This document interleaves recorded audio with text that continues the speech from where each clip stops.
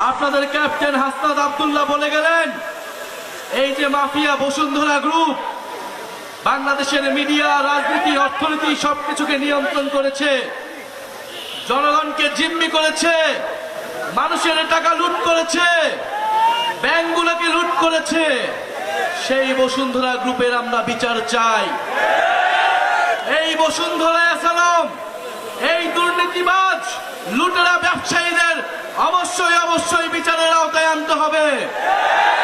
এবং এখনো এই গণ অভ্যুত্থানের পরেও এই সকল মাফিয়া লুটেরা ব্যবসায়ীদের যারা রাজনৈতিক আশ্রয় দিচ্ছে, সমর্থন দিচ্ছে, তাদেরকেও প্রত্যাখ্যান করতে হবে।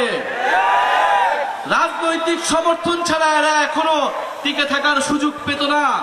এবং অন্তর্বর্তী সরকারকেও এই সকল মাফিয়া লুটেরাদের প্রতি কঠোর পদক্ষেপ গ্রহণ করতে হবে।